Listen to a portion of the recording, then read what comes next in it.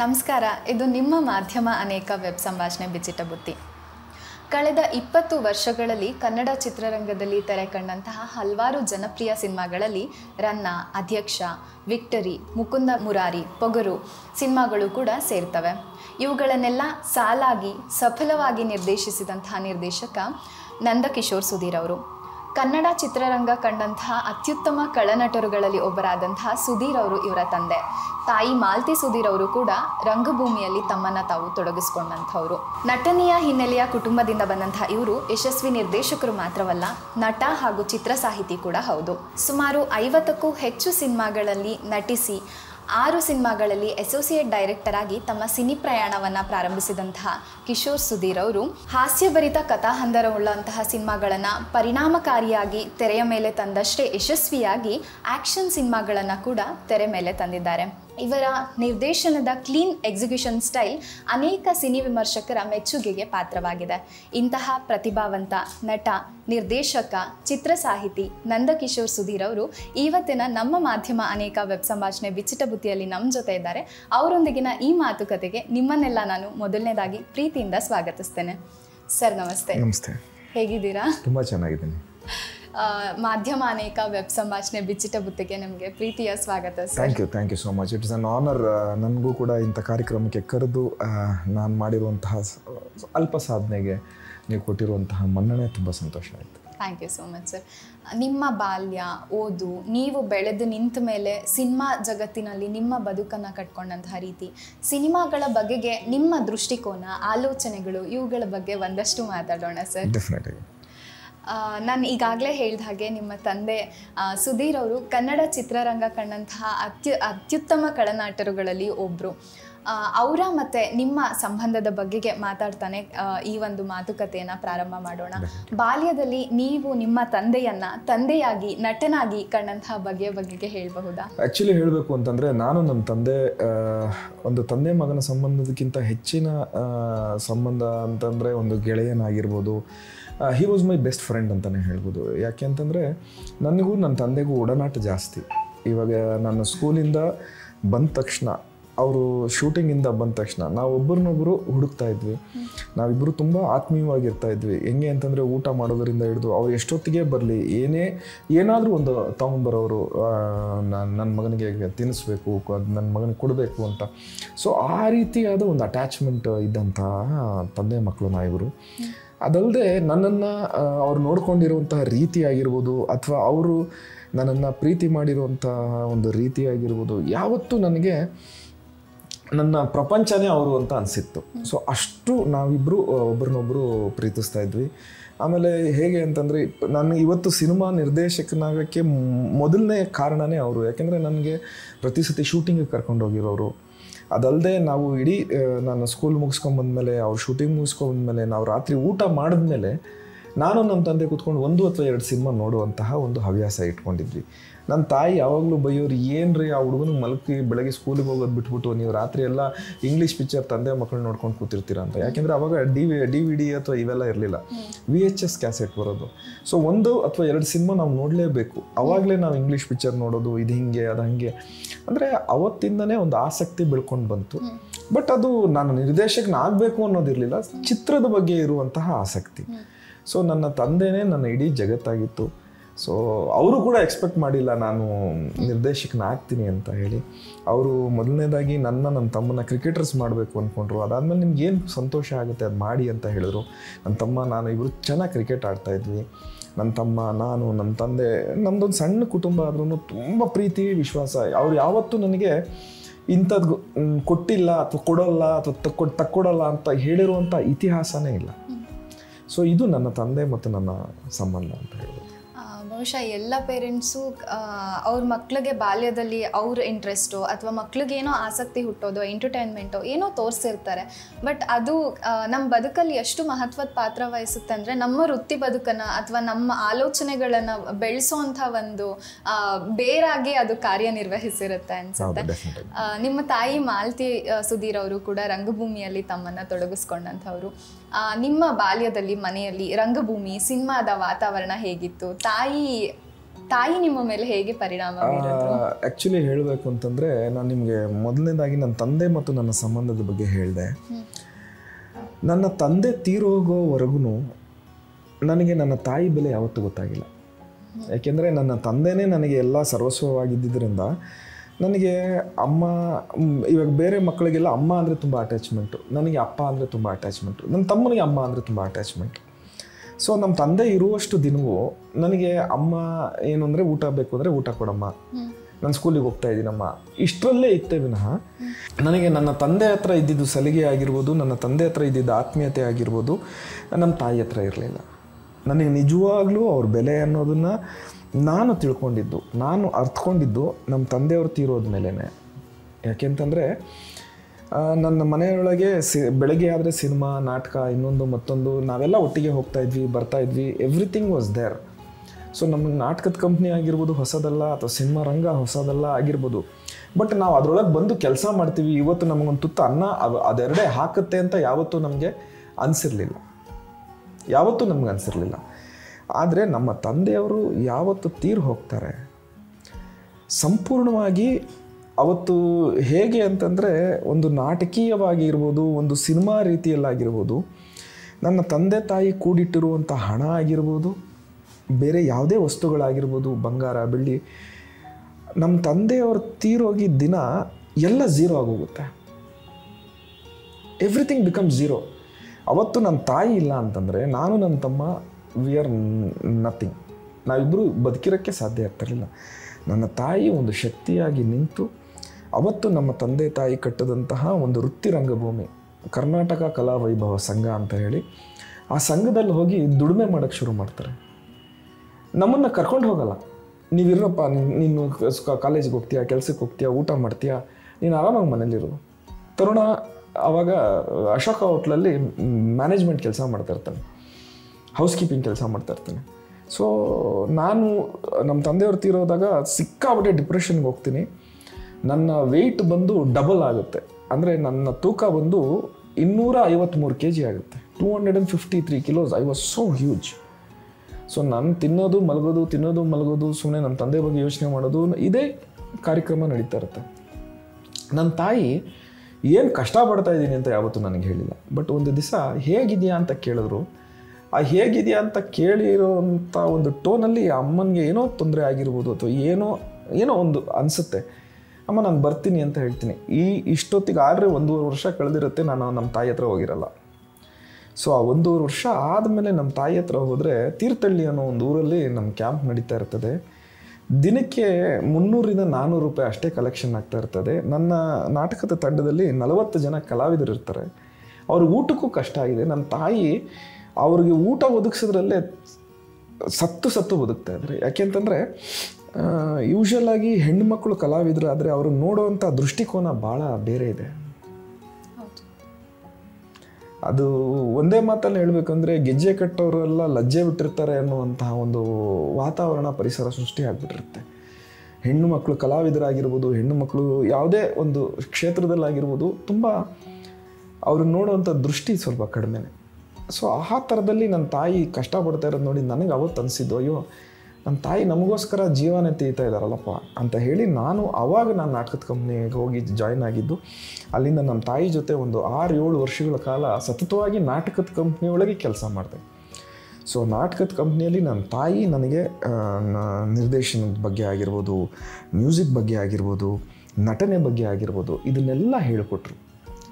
ಆವಾಗ ನಮಗನ್ಸಿದ್ದು ಏನಪ್ಪ ಅಂತಂದರೆ, ಇವಾಗ ನಾಟಕದ ಕಂಪ್ನಿಯಲ್ಲಿದ್ದೀವಿ, ಓಕೆ ಇವತ್ತು ಸ್ವಲ್ಪ ಪರವಾಗಿಲ್ಲ, ಬಟ್ ನನಗೊಂದು ಯಾವತ್ತೂ ಒಂದು ಬ್ಯಾಕ್ ಆಫ್ ದ ಮೈಂಡ್ ಕಾಡ್ತಾನೆ ಇತ್ತು, ನನ್ನ ತಂದೆಯವ್ರ ಹೆಸರು ಎಲ್ಲೋ ಮರ್ತೋಗ್ತಾ ಇದ್ದಾರೆ ಜನ. ನಾವು ಇಲ್ಲೇ ಇದ್ದರೆ ನಿಧಾನಕ್ಕೆ ಆ ಹೆಸರು ಮರ್ತೋಗ್ತಾರೆ, ಅದು ಮರಿಬಾರ್ದು ಅನ್ನೋ ಒಂದು ಕಾರಣಕ್ಕೋಸ್ಕರ ನಾನೇನು ಮಾಡ್ತೀನಿ ಅಂತಂದರೆ, ನಾನು ನಟನೆ ಮಾಡಬೇಕು ಅಂತ ಹೇಳಿ ಡಿಸೈಡ್ ಆಗ್ತೀನಿ. I want to become an actor ಅಂತ.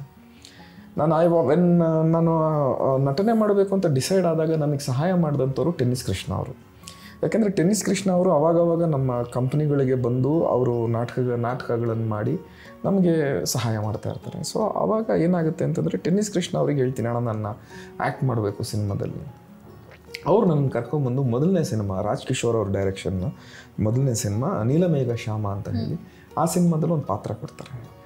ಸೊ ಅಲ್ಲಿಂದ ನಾನು ಪಾತ್ರಗಳನ್ನು ಮಾಡೋದಕ್ಕೆ ಶುರು ಮಾಡ್ತೀನಿ. ಸಾಕಷ್ಟು ಸಿನಿಮಾಗಳನ್ನು ನಟನಾಗಿ ಮಾಡ್ತೀನಿ. ಆದರೆ ನನಗೆ ಸಕ್ಸಸ್ ಸಿಗಲ್ಲ ಅಲ್ಲಿ. ಸೊ ಸಕ್ಸಸ್ ಸಿಗದೆ ಹೋದಾಗ ಏನು ಮಾಡಬೇಕಪ್ಪ? ಯಾಕಂದರೆ ಅವತ್ತು ಇವರು ಯಾರು ಶರಣ್ ಅವರಾಗಿರ್ಬೋದು, ಬುಲೆಟ್ ಪ್ರಕಾಶ್ ಅವರಾಗಿರ್ಬೋದು, ಕೋಮಲ್ ಅವರಾಗಿರ್ಬೋದು, ಇವರೆಲ್ಲ ತುಂಬ ಒಳ್ಳೆ ಸ್ಥಾನದಲ್ಲಿದ್ದಂತಹ ನಟರು. ಸೊ ಅವ್ರಿಗೆಲ್ಲ ಪಾತ್ರಗಳನ್ನು ಮುಗಿಸಿ ನನಗೆ ಬರ್ತಾ ಇದ್ದಿದ್ದು ಕೊನೆಯ ಪಾತ್ರಗಳು.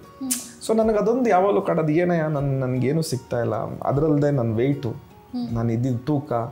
So everything was taking A toll on me. So ಒಂದು 45 ಸಿನಿಮಾ ಕಷ್ಟಪಟ್ಟು ಮಾಡಿದೆ. ಎಲ್ಲರ ಜೊತೆ ಮಾಡಿದ್ದೀನಿ. ವಿಷ್ಣು ಸರ್ ಜೊತೆ ಮಾಡಿದ್ದೀನಿ, ದರ್ಶನ್ ಸರ್ ಜೊತೆ ಮಾಡಿದ್ದೀನಿ, ಸುದೀಪ್ ಸರ್ ಜೊತೆ ಮಾಡಿದ್ದೀನಿ. ಸಾಕಷ್ಟು 40 ಸಿನಿಮಾನ ಚೆನ್ನಾಗಿ ಎಂಜಾಯ್ ಮಾಡ್ಕೊಂಡು ಮಾಡಿದ್ದೀನಿ. ಈ ಎಲ್ಲ ಸಿನಿಮಾಗಳ ನಟನೆಯ ನೆನಪುಗಳು ಹೇಗಿತ್ತು? ಇಲ್ಲ, ತುಂಬ ನಿಜವಾಗ್ಲೂ ಹೇಳ್ಬೇಕಂತಂದರೆ ನನಗೆ ನಟರು ಹಾಗೂ ನಿರ್ದೇಶಕರು ತುಂಬ ಸಹಾಯ ಮಾಡಿದ್ದಾರೆ. ಇವಾಗ ಕರಿಯ ಅನ್ನೋ ಪಿಕ್ಚರ್ಗೆ ನನ್ನನ್ನು ದರ್ಶನ್ ಅವ್ರು ಕರ್ಕೊಂಡು ಹೋದರು. ಪ್ರೇಮ್ ಸರ್ ನನಗೊಂದು ಒಳ್ಳೆ ಪಾತ್ರ ಕೊಟ್ಟರು. ಅದಾದಮೇಲೆ ಎಕ್ಸ್ಕ್ಯೂಸ್ ಮಿ ಅಲ್ಲಿ ಪ್ರೇಮ್ ಸರ್ ನನಗೆ ಕೆಲಸ ಮಾಡಿಸಿದ್ರು. ನಾನು MS ರಮೇಶ್ ಸರ್ ಹತ್ರ ಹೋದೆ. MS ರಮೇಶ್ ಸರ್ ನನಗೊಂದೆರಡು ಸಿನಿಮಾ ಕೊಟ್ಟರು. ಸೊ ನನಗೆ ನಟರಾಗಿರ್ಬೋದು, ನಿರ್ದೇಶಕರಾಗಿರ್ಬೋದು, ನನಗಂತೂ ತನ್ನ ಹಾಕೋದಕ್ಕೆ ತುಂಬ ಹೆಲ್ಪ್ ಮಾಡಿದ್ದಾರೆ. ಸೊ ಅವರ ಜೊತೆಗಿನ ಮರೆಯಲಾಗದೇ ಇರುವಂಥ ಅನುಭವಗಳು ಯಾವುದಾದ್ರೂ ಒಂದೆರಡನ್ನ ಹಂಚ್ಕೊಳ್ಬಹುದಾ? ಸಾಕಷ್ಟಿದೆ. ಹೆಂಗೆ ಅಂತಂದರೆ, ಇವಾಗ ನಾನು ನಟನಾಗಬೇಕು ಅಂತ ಬಂದಾಗ ನನಗೆ ಈ ಸಪೋರ್ಟ್ ಕಡಿಮೆ ಇದ್ದಾಗ ನನ್ನನ್ನು ಕೈ ಹಿಡಿದಿದ್ದು ನಮ್ಮ ದರ್ಶನ್. ಕಂಟಿನ್ಯೂಸ್ ಆಗಿ ಅವ್ನು ಮಾಡಿರೋ ಸಿನಿಮಾದಲ್ಲಿ ಕರಿಯ ಆಗಿರ್ಬೋದು, ಕಿಟ್ಟಿ ಆಗಿರ್ಬೋದು, ಈ ಥರದ ಸಿನಿಮಾಗಳಲ್ಲಿ ಬಾರೋ ಈ ಸಿನಿಮಾ ಮಾಡು, ಬಾ ಇಲ್ಲಿ ಈ ಸಿನಿಮಾ ಮಾಡು.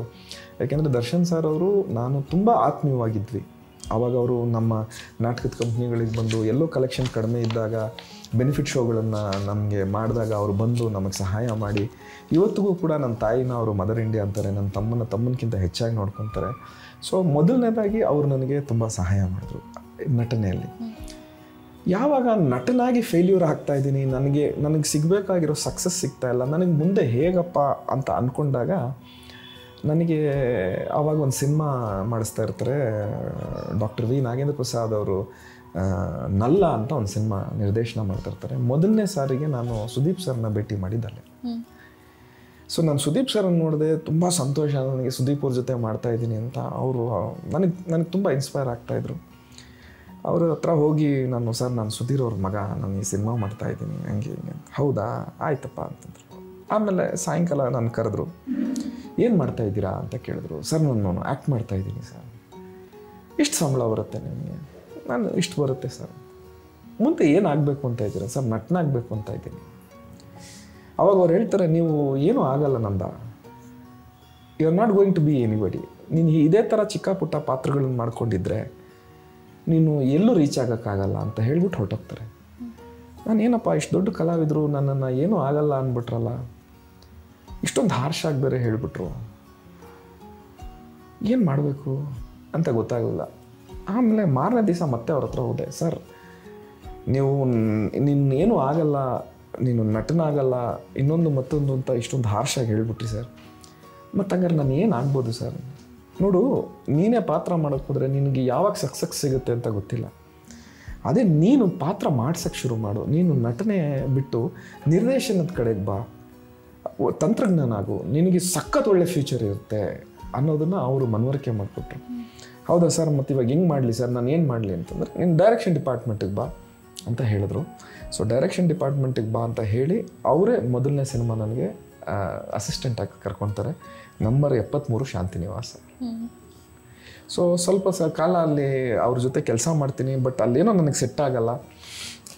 ಅರ್ಧ ಕೆಲಸ ಮಾಡಿ ಅಲ್ಲಿಂದ ಹೊರಟ್ಬಿಡ್ತೀನಿ. ಅದಾದಮೇಲೆ ನಾನು ಬಂದು ಮತ್ತೆ ಕೆಲಸ ರೆಸ್ಯೂಮ್ ಮಾಡೋದು MS ರಮೇಶ್ ಸರ್ ಹತ್ರ.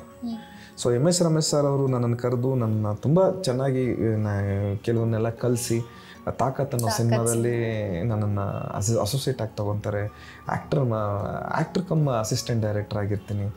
ಸೊ ಅವ್ರ ಜೊತೆ ಒಂದೆರಡು ಸಿನಿಮಾ ಟ್ರಾವೆಲ್ ಮಾಡ್ತೀನಿ. ಆಮೇಲೆ ನಾನೇ ನಿರ್ದೇಶನ ಮಾಡಬೇಕು ಅಂತ ಹೇಳಿ ಸಾಕಷ್ಟು ಪ್ರಯತ್ನ ಪಡ್ತೀನಿ. ಹರ ಹರ ಮಹಾದೇವ ಅನ್ನೋ ಸಿನಿಮಾ 2010ರಲ್ಲಿ ಸೆಟ್ ಇರಬೇಕಾಗಿತ್ತು, ಅದಾಗಲಿಲ್ಲ. ಆ ಸಿನಿಮಾದ ಬಗ್ಗೆ ಹೇಳ್ಬಹುದಾ? ಏನಿಲ್ಲ, ಹರ ಹರ ಮಹಾದೇವ್ ಅಂತ ಅಂದರೆ ಇಷ್ಟೊತ್ತಿಗೆ ಆಗಲೇ ಏನಾಗಿರುತ್ತೆ ಅಂತಂದರೆ ನನ್ನ ತಮ್ಮನಿಗೂ ಕೂಡ ಹೀರೋ ಆಗಬೇಕು ಅಂತ ಹೇಳಿ ಅವನು ನಾನಾ ರೀತಿ ಪ್ರಯತ್ನ ಪಟ್ಟು ಒಂದು ಪ್ರೊಡ್ಯೂಸರ್ನ ಹಿಡಿದು ಒಂದು ಸಿನಿಮಾ ಕೂಡ ಮಾಡ್ತಾರೆ, ವಿದ್ಯಾರ್ಥಿ ಅಂತ ಹೇಳಿ. ಅವನಿಗೂ ಕೂಡ ಅಷ್ಟೊಂದು ಒಳ್ಳೆ ಸಕ್ಸಸ್ ಸಿಗಲ್ಲ. ಸೊ ಸಖತ್ ಬೇಜಾರಾಗ್ಬಿಡುತ್ತೆ ನಮಗೆ. ಈ ಕಡೆ ಮನೆಯಲ್ಲಿ ಪರಿಸ್ಥಿತಿ ಸರಿ ಇರಲ್ಲ, ನಮ್ಮ ಹತ್ರ ಕೈಯಲ್ಲಿ ಏನೂ ಇರಲ್ಲ, ನಮಗೆ ಸಹಾಯಕ್ಕೆ ಯಾರೂ ಬರಲ್ಲ. ಸೊ ನಮ್ಮ ತಾಯಿ ಒಬ್ಬರೇ ತುಂಬ ಕಷ್ಟಪಡ್ತಾ ಇರ್ತಾರೆ. ಏನು ಮಾಡಬೇಕು, ನಾವು ಕೂಡ ನಮ್ಮ ತಾಯಿಗೆ ಸಹಾಯ ಮಾಡೋಕ್ಕೆ ದುಡಿಯೋದಕ್ಕೆ ಏನೂ ಆಗ್ತಾ ಇಲ್ವಲ್ಲ ಅನ್ನೋವಂತಹ ಒಂದು ಬೇಸರ ನನಗಾಗಲಿ ನನ್ನ ತಮ್ಮನಿಗಾಗಲಿ ಇರುತ್ತೆ. ಆವಾಗ ನಿರ್ದೇಶನ ಮಾಡೋಣ ಅಂತ ಹೇಳಿ ಬಂದ್ವಿ, ಇಲ್ಲೂ ಕೂಡ ಅವಕಾಶಗಳು ಸಿಗ್ತಾ ಇಲ್ವಲ್ಲ. ಪ್ರೊಡ್ಯೂಸರ್ಸ್ ಹತ್ರ ಹೋಗ್ತೀವಿ, ಕತೆ ಹೇಳ್ತೀವಿ, ಹಿಂಗೆ ಮಾಡಬೇಕು, ಹಂಗೆ ಮಾಡಬೇಕು, ಅದು ಮಾಡಬೇಕು, ಇದು ಮಾಡಬೇಕು ಅಂತ ಹೇಳ್ತೀವಿ, ಬಟ್ ಎಲ್ಲೂ ಕೂಡ ನಮಗೆ ಅವಕಾಶ ಸಿಗ್ತಾ ಇಲ್ಲ. ಆವಾಗ ಏನಾಗುತ್ತೆ ಅಂತಂದರೆ, ಒಂದು ಸಿನಿಮಾ ಮಾಡಬೇಕು ಹರ ಹರ ಮಹಾದೇವ್ ಅಂತ ಹೇಳ್ಬಿಟ್ಟು ಅಂತ ಹೇಳಿ ಫಿಕ್ಸ್ ಆಗುತ್ತೆ. ಒಬ್ಬರು ನಮ್ಮನ್ನು ಕರೆದು, ಆಯಿತು ನಾನೊಬ್ಬರು ಪ್ರೊಡ್ಯೂಸರ್ನ ಕೊಡ್ತೀನಿ, ಅವರು ದುಬೈಯವರು ಅಂತ ಹೇಳ್ತಾರೆ. ತುಂಬ ಸಂತೋಷ ಆಗುತ್ತೆ, ನಾವು ಮಾತಾಡ್ತೀವಿ. ಅವರು ಆಯಿತು ನಾವು ಅಡ್ವಾನ್ಸ್ ಎಲ್ಲ ಮಾಡ್ತೀವಿ ಅಂತ ಹೇಳ್ತಾರೆ. ಎಲ್ಲರೂ ಹ್ಯಾಪಿ.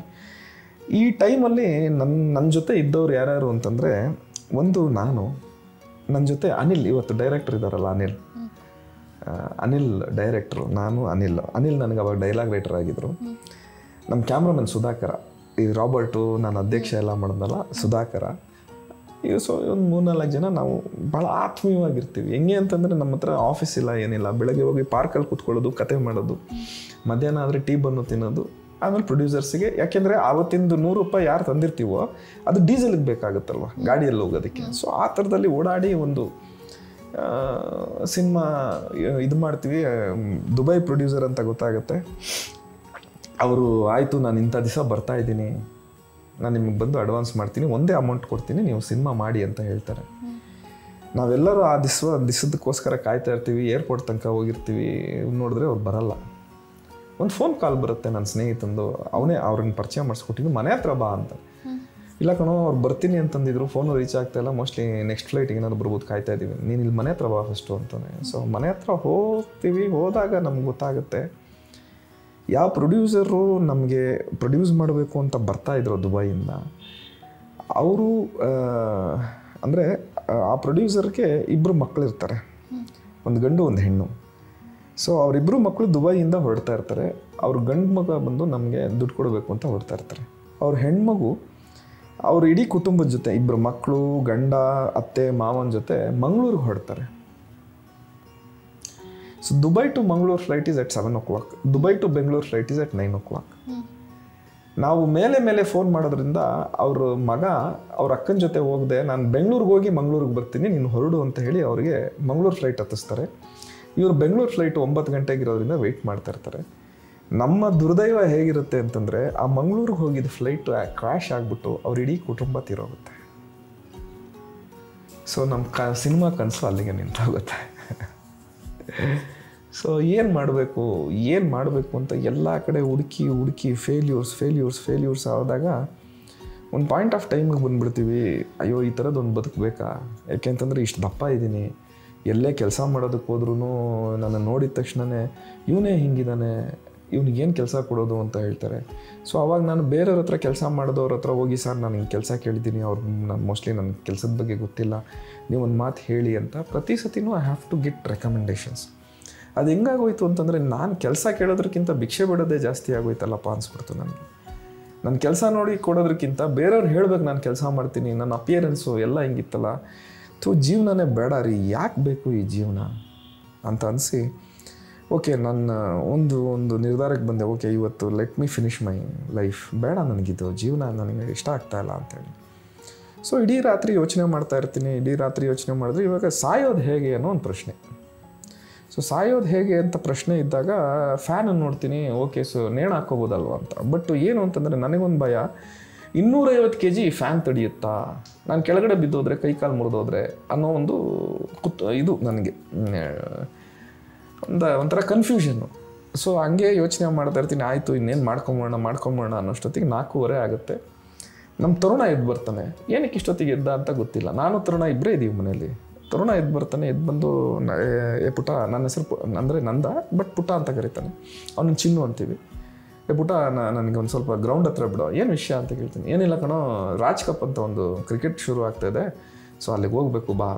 ಹೌದಾ, ಆಯಿತು ನಡಿ. ನನಗೇನು ಏನೋ ಕೇಳ್ತಾ ಇದ್ದಾನಲ್ಲ, ಹೋಗಿ ಕರ್ಕೊಂಬಂದುಬಿಟ್ಟು ಮಿಕ್ಕಿದ ಆಮೇಲೆ ಯೋಚನೆ ಮಾಡೋಣ ಅಂತ ಹೇಳ್ಬಿಟ್ಟು ಅವ್ರನ್ನ ಕರ್ಕೊಂಡು ನಾನು ಸೆಂಟ್ರಲ್ ಕಾಲೇಜ್ ಗ್ರೌಂಡಿಗೆ ಬರ್ತೀನಿ. ಸೆಂಟ್ರಲ್ ಕಾಲೇಜ್ ಗ್ರೌಂಡಿಗೆ ಬಂದು ಅವ್ರನ್ನ ಬಿಟ್ಬಿಟ್ಟು ಒಂದು ಮೂಲೆಯಲ್ಲಿ ನಿಂತ್ಕೊಂಡು ಸಿಗರೇಟ್ ಸಿಗ್ತಾ ಇದ್ದೀನಿ, ಒಂದಾದ್ಮೇಲೆ ಒಂದೊಂದು.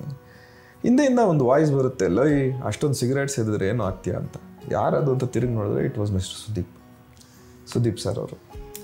ಸೊ ಅವರು ಸರ್ ಅಂತ ಹೇಳ್ತೀನಿ, ಏನೋ ಮಾಡ್ತಾ ಇದೆಯಾ ಅಂತ. ಏನಿಲ್ಲ ಸರ್ ಅಂತ ಹೇಳ್ತೀನಿ. Are you okay? ಫಸ್ಟ್ ಕೇಳಿದ ಪ್ರಶ್ನೆ, ಆರ್ ಯು ಓಕೆ, ಏನಾಗಬೇಕು ಹೇಳು ಅಂತಂದರು. ಏನಿಲ್ಲ ಸರ್, ಒಂದು ಕೆಲಸ ಬೇಕು ಅಂತಂದೆ. ಕೆಲಸ ಕೊಟ್ಟರೆ ಮಾಡಲೇ ಇಲ್ವಲ್ಲೋ, ನೀನು ಅರ್ಧಕ್ಕೆ ಹೋಗ್ಬಿಟ್ಟೆಲ್ಲ ಅಂತ. ಸರ್ ಆವತ್ತು ನಿಮ್ಮ ಜೊತೇಲಿ ಇದ್ದವ್ರು ಸರಿ ಇರಲಿಲ್ಲ ಸರ್, ಅದಕ್ಕೆ ನಾನು ಹೋಗಿದ್ದು ಸತ್ಯ. ಇವತ್ತು ಕೆಲಸ ಕೊಟ್ಟರೆ ಶ್ರದ್ಧೆಯಿಂದ ಮಾಡ್ತೀನಿ ಸರ್. ಹೌದಾ, ಒಂದು ಕೆಲಸ ಮಾಡು, ಪ್ರಾಕ್ಟೀಸ್ ಮುಗಿಸ್ಕೊಂಡು ನಾನು ಆಫೀಸಿಗೆ ಬಾ ಸದಾಶಿವನಗರಕ್ಕೆ ಅಂತ. ಆಯಿತು ಅಂತ ಹೋಗ್ತೀನಿ. ಅಲ್ಲಿ ಕರೆದ್ಬಿಟ್ಟು ನನಗೆ ಕೆಂಪೇಗೌಡ ಸಿನಿಮಾ ಅನ್ನೋದು ಮಾಡಬೇಕು, ಎಷ್ಟು ದಿವಸದಲ್ಲಿ ಮಾಡ್ತೀಯ ಅಂತಾರೆ. 8 ದಿವಸದಲ್ಲಿ ಸೆಟ್ಟಿಗೆ ತೊಗೊಂಡೋಗ್ತೀನಿ ಅಂತ ಹೇಳ್ತೀನಿ. ಆಯಿತು, ನೀನೇ ನನಗೆ ಡೈರೆಕ್ಟರ್ ಅಂತ ಹೇಳ್ಬಿಟ್ಟು ನನಗೆ ಒಂದು ಸಂಭಾವನೆ ಕೊಟ್ಬಿಟ್ಟು ನನ್ನನ್ನು ಕೆಂಪೇಗೌಡಗೆ ಅಸಿಸ್ಟೆಂಟಾಗಿ ಸೇರಿಸ್ಕೊತಾರೆ. ಸೊ ಅಲ್ಲಿಂದ ನನ್ನ ಲೈಫ್ ಜರ್ನಿ ಶುರುವಾಯಿತು. ಸೊ ನನಗೆ ನನ್ನ ತಂದೆ ತಾಯಿ ಹೇಗೆ ಒಂದು ಜೀವನ ಕೊಟ್ಟಿದ್ದಾರೆ, ನನ್ನ ಗುರುಗಳಾದ ಸುದೀಪ್ ನನಗೆ ಮತ್ತೆ ಜೀವನ ಕೊಟ್ಟಿರೋರು ಅಂತ ಹೇಳಿದ್ರೆ ತಪ್ಪಾಗಲಾರ್ದು. ಸೊ ಅದಾದಮೇಲೆ ಕೆಂಪೇಗೌಡ ಮಾಡ್ತೀನಿ.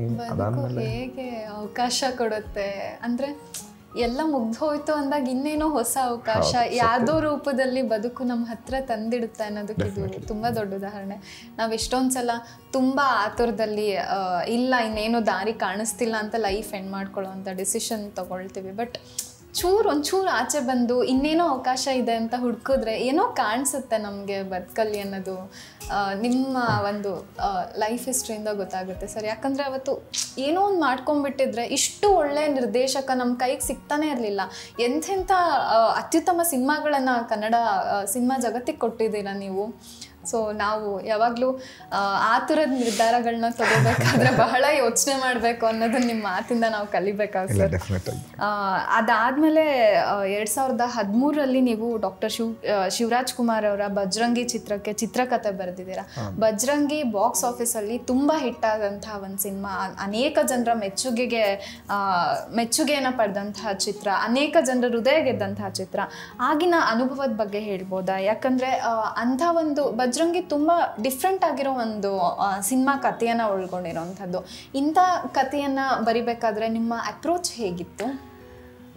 ಏನಿಲ್ಲ, ಆವಾಗ ಆ್ಯಕ್ಚುಲಿ ಏನಾಯಿತು ಅಂತಂದರೆ ನಮಗೂ ಹಣದ ಅವಶ್ಯಕತೆ ಜಾಸ್ತಿ ಇತ್ತು. ನಾನಿನ್ನ ಅವಾಗ ನಿರ್ದೇಶಕನಾಗಿರಲಿಲ್ಲ, ಅಸಿಸ್ಟೆಂಟಾಗಿ ವರ್ಕ್ ಮಾಡ್ತಾಯಿದ್ದೆ, ಸಿನಿಮಾಗೋಸ್ಕರ ಹುಡುಕಾಡ್ತಾ ಇದ್ದೆ. ದುಡ್ಡು ಕಾಸ್ಕೊಂಡು ತುಂಬ ತೊಂದರೆ ಇತ್ತು ನನಗೆ. ಅವಾಗ ಹರ್ಷ ಮಾಸ್ಟರ್ ಚೆನ್ನಾಗಿದ್ರು. ನಮ್ಮ ಹರ್ಷ ಮಾಸ್ಟರ್ ಕರೆದ್ಬಿಟ್ಟು, ಗುರುಗಳೇ ನನಗೊಂದು ಕತೆ ಬೇಕು, ಶಿವಣ್ಣನಿಗೊಂದು ಕತೆ ಮಾಡ್ತಾಯಿದ್ದೀವಿ ಅಂತ ಹೇಳಿದ್ರು. ಹೌದಾ, ಆಯಿತು ಗುರುಗಳೇ, ರೆಡಿ ಮಾಡ್ತೀನಿ ಅಂತ ಅಂದ್ವಿ. ಆ್ಯಕ್ಚುಲಿ ಅದು ಶಿವಣ್ಣವ್ರಿಗೆ ಅನ್ನೋದಲ್ಲದೆ ಅದು ಅವರಿಗೆ ಬೇರೆ ಬೇರೆ ಹೀರೋಗಳು ಕೂಡ ಮನಸ್ಸಲ್ಲಿತ್ತು.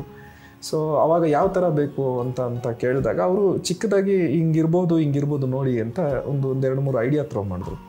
ಆಯಿತು ನಾನು ಮಾಡ್ತೀನಿ ಅಂತ ಹೇಳಿ ಶುರುವಾಗಿದ್ದ ಕಥೆನೇ ಬಜರಂಗಿ. ಸೊ ನನಗೊಂದು ವೈಯಕ್ತಿಕವಾದ ಒಂದು ಆಸಕ್ತಿ ಇತ್ತು, ಒಂದು ಸೆಮಿ ಫ್ಯಾಂಟಸಿ ಫಿಲಮ್ ಮಾಡಬೇಕು ಅಂತ.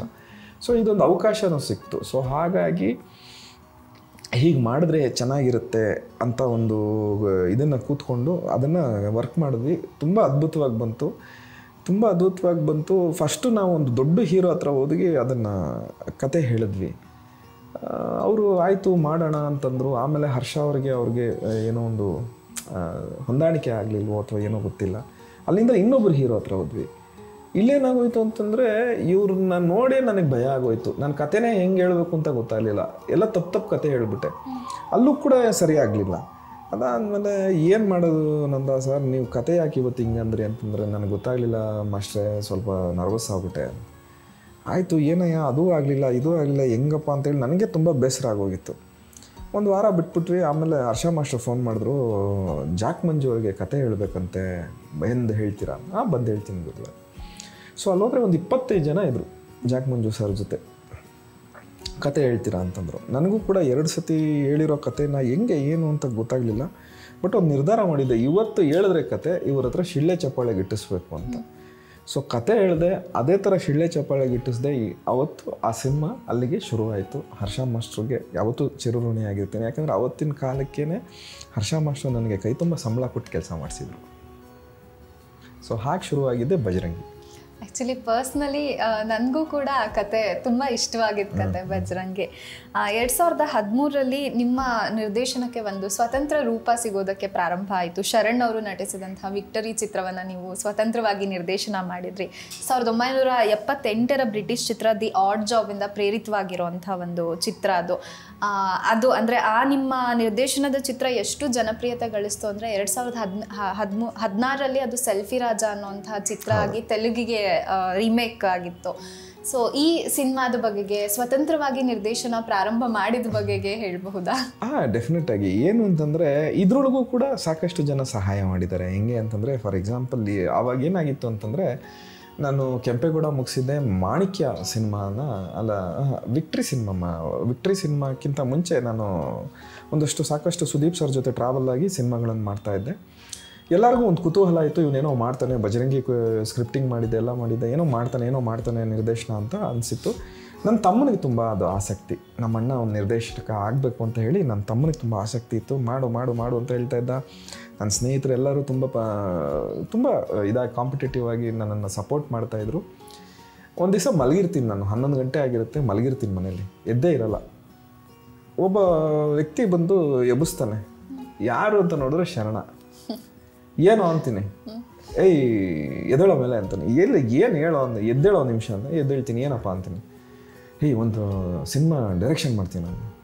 ಮುಚ್ಕೊಂಡು ಹೋಗಲ್ಲ, ತಲೆ ತಿನ್ಬೇಡ, ಎಬ್ಬಿಸ್ಬಿಟ್ಟು ಏನೇನೋ ಕಾಮಿಡಿ ಮಾಡ್ಬೇಡ ಅಂತ ಮತ್ತೆ ಮಲಗ್ತೀನಿ. ಮತ್ತೆ ಎದ್ದೇಳಪ್ಪ, ಒದ್ಬಿಡ್ತೀನಿ ನೋಡಿ ನಿನಗೆ, ಎದ್ದೇಳೋ ಅಂತಾನೆ. ಹೇಳೋ ಅಂದ. ಇಲ್ಲ ಕಣೋ, ಸೀರಿಯಸ್ ಆಗಿ ಒಂದು ಸಿನಿಮಾ ಕೊಡ್ತೀನಿ, ನೀನು ಕೊಡೋ, ನಿನ್ಗೆ 100% ಮಾಡಿ ಕೊಡ್ತೀನಿ ಅಂತ ಹೇಳ್ತೀನಿ. ಹಂಗಾರೆ ಸ್ನಾನ ಮಾಡ್ಕೊಂಡು ಇಂಥ ಕಡೆಗೆ ಬಾ ಅಂತ ಹೇಳ್ತಾನೆ. ಆಯಿತು ಅಂತ ಹೇಳ್ಬಿಟ್ಟು ನಾನು ಸ್ನಾನ ಮಾಡಿಕೊಂಡು ಅಂಥ ಕಡೆ ಹೋಗ್ತೀನಿ. ಅಂಥ ಕಡೆ ಹೋದಾಗ ಅಲ್ಲಿ ತರುಣ್, ಶರಣ್, ಮುಂಗಾರು ಮಳೆ ಕೃಷ್ಣ ಕ್ಯಾಮ್ರಾಮನ್ 3 ಜನ ಇರ್ತಾರೆ. ಆ್ಯಕ್ಚುಲಿ ಈ ಸಿನಿಮಾ ಆನಂದ್ ಆಡಿಯೋ ಸಂಸ್ಥೆಯಿಂದ ಮೋಹನ್ ಸರ್ ಮಾಡಬೇಕಾಗಿತ್ತು.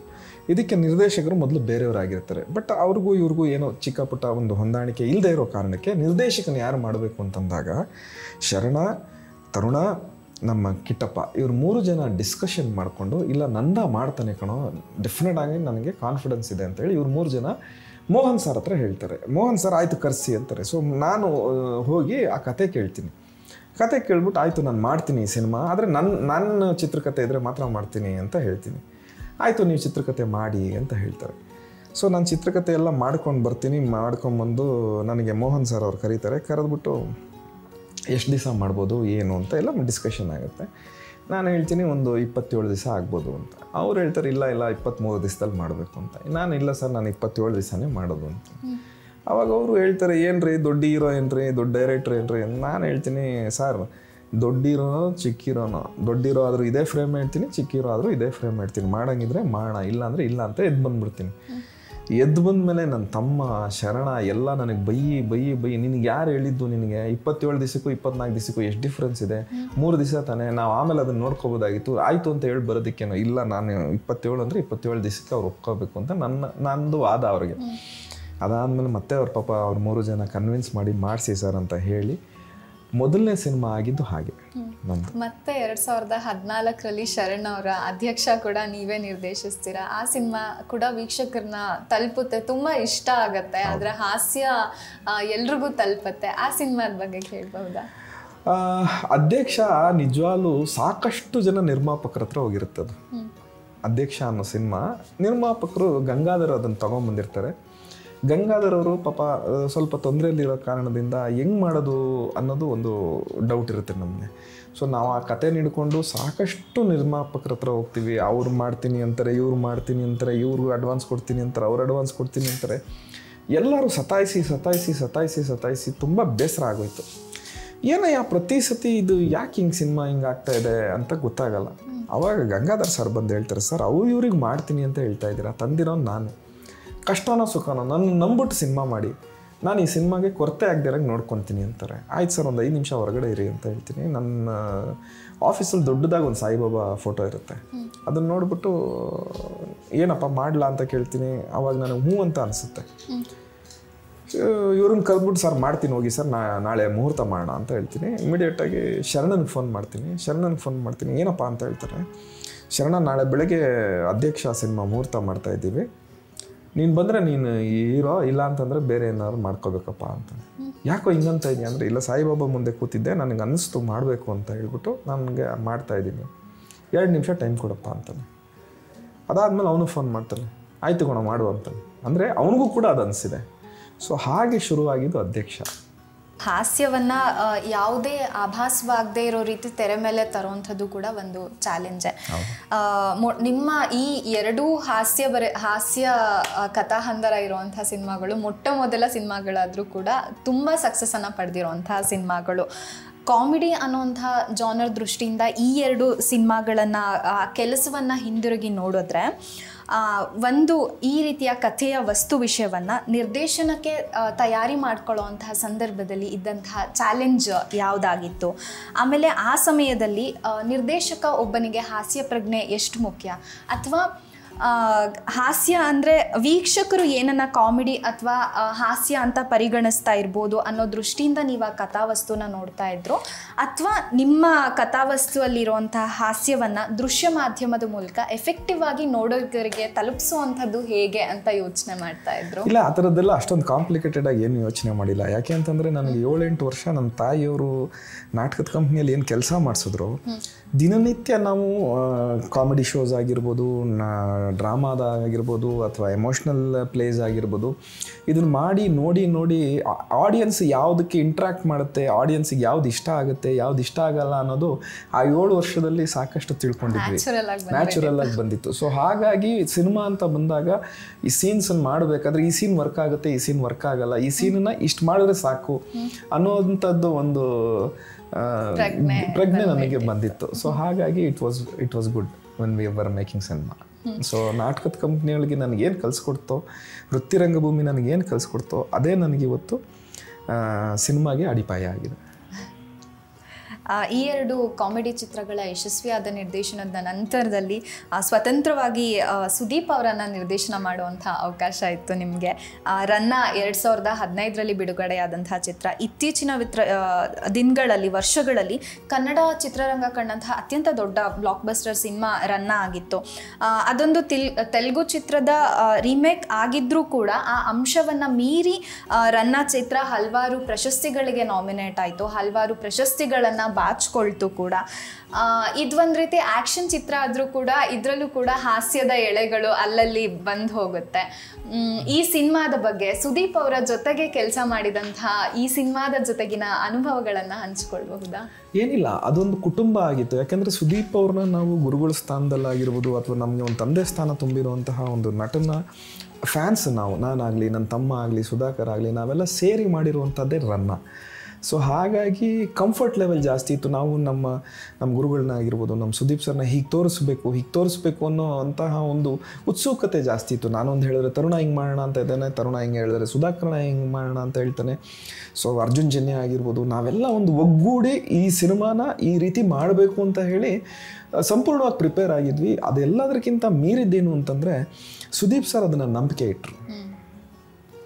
ಸುದೀಪ್ ಸರ್ ನಂಬಿಕೆ ಇಟ್ಟು ಆಯ್ತು ಮಾಡ್ರಪ್ಪ, ನೀವೇನು ಹೇಳ್ತೀರಾ ನಾನು ಮಾಡ್ತೀನಿ, ಚೆನ್ನಾಗಿ ಮಾಡಿ ಅಂತ ಹೇಳಿ ನಂಬಿಕೆ ಇಟ್ಟು ಮಾಡಿದ ಸಿನಿಮಾನೇ ರನ್ನ.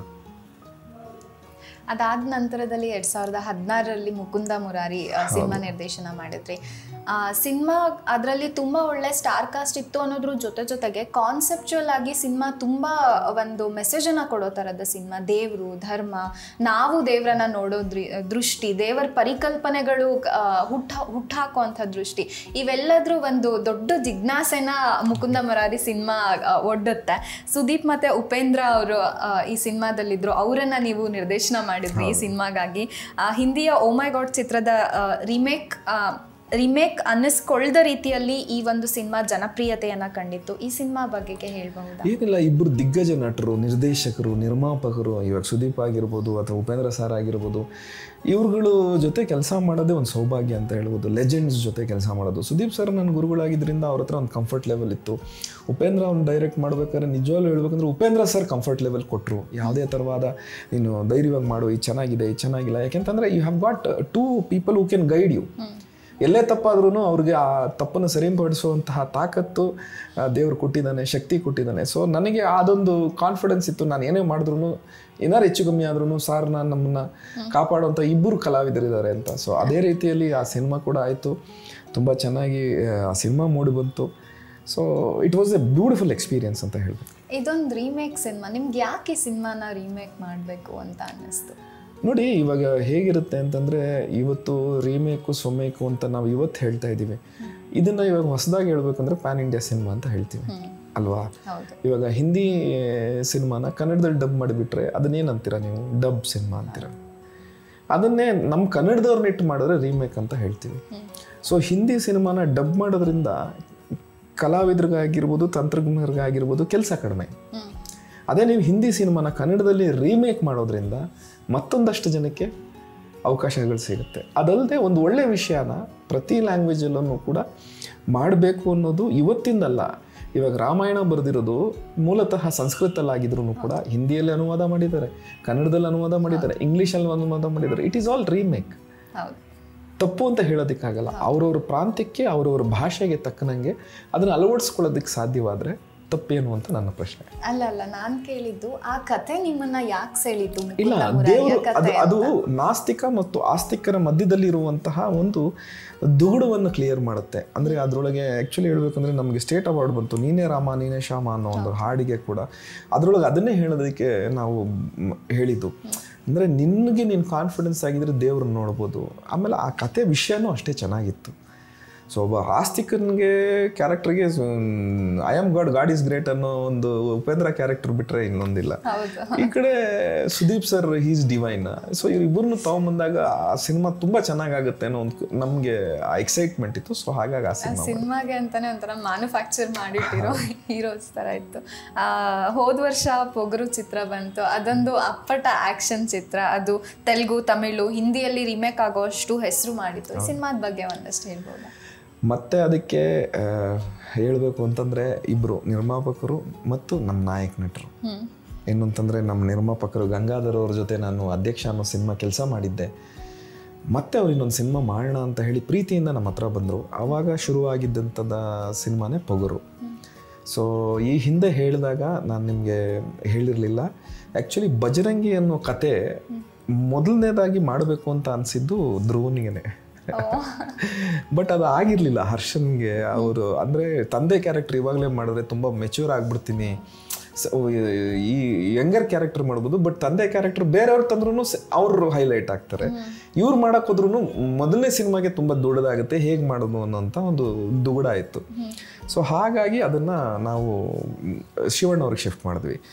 ಸೊ ಅವತ್ತಿಂದ ಗಂಗಾಧರ್ವ್ರಿಗೂ ಧ್ರುವ ಸರ್ಜಾ ಅವ್ರಿಗೂ ಒಂದು ಒಡನಾಟ ಇತ್ತು. ಸಿನಿಮಾ ಮಾಡಬೇಕು ಅಂತ ಬಂದಾಗ ಅವರು ನಂದಕಿಶೋರ್ ಜೊತೆ ಮಾಡ್ತಿರಂದಾಗ ಧ್ರುವ ತುಂಬ ಪ್ರೀತಿಯಿಂದ ಒಪ್ಕೊಂಡ್ರು. ಯಾಕಂದರೆ ಆಲ್ರೆಡಿ ಅವರು ಬ್ಯಾಕ್ ಟು ಬ್ಯಾಕ್ 3 ಸಕ್ಸಸ್ ಕೊಟ್ಟಿದ್ರು. ಸೊ ನನಗೆ ಆ ಕ್ಷಣದಲ್ಲಿ ಟು ಬಿ ವೆರಿ ಫ್ರ್ಯಾಂಕ್ ಹೇಳಬೇಕು ಅಂತಂದರೆ ಒಂದು ಫೇಲ್ಯೂರ್ ಜೊತೆ ಬಂದಿದ್ದೆ ನಾನು. ನನಗೆ ಆವಾಗ ಹಿಂದೆ ಆಗಿದ್ದಂಥ ಸಿನಿಮಾ ನಿರೀಕ್ಷೆ ಮಟ್ಟನೂ ಮುಟ್ಟಲಿಲ್ಲ, ಅದು ಅಷ್ಟು ವಿಸ್ತರಣೆನೂ ಆಗಲಿಲ್ಲ. ಸೊ ಆವಾಗ ನನ್ನ ಒಂಚೂರು ಒಂದು ಸಿನಿಮಾ ಹೆಜ್ಜೆ ಹಿಂದೆ ಇದ್ದಾಗ ನಂಬಿ ಕೆಲಸ ಕೊಟ್ಟಿದ್ದಂತಹ ನಿರ್ಮಾಪಕರು ನಮ್ಮ ಗಂಗಾಧರ್ ಸರ್, ಹೀರೋ ನಮ್ಮ ಧ್ರುವ ಸರ್ಜಾ ಸರ್. ಸುದೀಪ್ ಅವರು, ಉಪೇಂದ್ರ ಅವರು, ಶರಣ್ ಅವರಂತಹ ನುರಿತ ನಟರನ್ನ ಕೂಡ ನೀವು ನಿರ್ದೇಶನ ಮಾಡಿದ್ದೀರಾ. ಹಾಗೆ ಹೊಸಬ್ರನ್ನ ಕೂಡ ನಿರ್ದೇಶನ ಮಾಡಿದ್ದೀರಾ. ನಿಮ್ಮ ಟೈಗರ್ ಚಿತ್ರ ಇರ್ಬೋದು, ಬೃಹಸ್ಪತಿ ಚಿತ್ರ ಇರಬಹುದು, ಇದೀಗ ಪ್ರಕಟ ಮಾಡಿರುವಂತಹ ರಾಣಾ ಚಿತ್ರ ಇರಬಹುದು. ಹೊಸ ಪ್ರತಿಭೆಗಳನ್ನು ನಿರ್ದೇಶನ ಮಾಡುವಾಗ ನಿಮ್ಮ ಅಪ್ರೋಚ್ ಹೇಗಿರುತ್ತೆ? ಏನಿಲ್ಲ, ಹಳೆ ಅಂದರೆ ಸೀನಿಯರ್ ಆ್ಯಕ್ಟರ್ಸ್ ಜೊತೆ ನೀವು ಕೆಲಸ ಮಾಡಬೇಕಾದ್ರೆ ಸಾಕಷ್ಟು ಕಲಿಯೋದಕ್ಕೆ ಸಿಗುತ್ತೆ. ಜೂನಿಯರ್ಸ್ ಜೊತೆ ಕೆಲಸ ಮಾಡಬೇಕಾದ್ರೆ ಸಾಕಷ್ಟು ಕಲಿಸೋದು ಸಿಗುತ್ತೆ. ಸೊ ಇದೇ ಡಿಫ್ರೆನ್ಸ್ ಅಂತ ಹೇಳ್ಬೋದು. ಸೊ ಗುರುಗಳ ಜೊತೆ ಮಾಡ್ಬೇಕಾದ್ರೆ ಏನು ಕಲಿಬೋದು, ಅವ್ರು ಏನು ಮಾಡ್ತಾರೆ, ಇದನ್ನು ಹೇಗೆ ಅಪ್ರೋಚ್ ಮಾಡ್ತಾರೆ, ಈ ಸೀನನ್ನು ಹೇಗೆ ಎನಾಕ್ಟ್ ಮಾಡ್ತಾರೆ ಅಂತ ಕಲಿತಾ ಇರ್ತೀವಿ. ಇಲ್ಲಿ ಅಲ್ಲಿ ಕಲ್ತಿರೋದನ್ನ ಇಲ್ಲಿ ಇವ್ರಿಗೆ ಕಲಿಸೋದಕ್ಕೆ ಪ್ರಯತ್ನ ಪಡ್ತೀವಿ. So both are exciting. ಹೌದು. ಯಾವುದೇ ಯಶಸ್ವಿ ಚಿತ್ರ ನಿರ್ದೇಶಕರಾಗಲಿ ಅವ್ರಿಗೆ ಅವ್ರದ್ದೇ ಆಗಿರೋವಂಥ ಒಂದು ಶೈಲಿ ಇರುತ್ತೆ, ಅಪ್ರೋಚ್ ಇರುತ್ತೆ.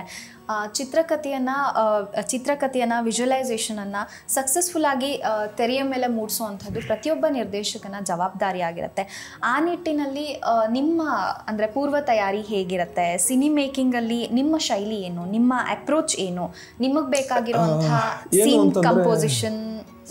ಅದೆಲ್ಲದಕ್ಕಿಂತ ಹೆಚ್ಚಿಂದ ಏನು ಅಂತಂದರೆ, ನನಗೆ ಸಿನಿಮಾ ಒಂದು ಕತೆ ಓದಿದ್ರೆ ಅದು ಸಿನಿಮಾ ಥರ ಕಾಣಿಸ್ಬೇಕು. ನನ್ನ ಇಮ್ಯಾಜಿನೇಷನಲ್ಲಿ ಅದೊಂದು ಸಿನಿಮಾ ಆಗಿಬಿಡುತ್ತೆ. ನಾನು ಕತೆ ಓದಿದ ತಕ್ಷಣ ಆ ಸಿನಿಮಾ ನನ್ನ ತಲೆ ಒಳಗೆ ರನ್ ಆಗೋಕ್ಕೆ ಶುರು ಆಗುತ್ತೆ. I am more into a visual director than technical director. ನನಗೆ ಟೆಕ್ನಿಕಲಾಗಿ ಏನೇನೋ ಮಾಡೋದಕ್ಕೆ ಬರದೇ ಹೋದ್ರೂ ಕೂಡ ಆ ಕತೆಗೆ ಆ ಸೀನನ್ನು ಹೇಗೆ ಕಟ್ಕೋಬೇಕು ಅನ್ನೋವಂತಹ ಒಂದು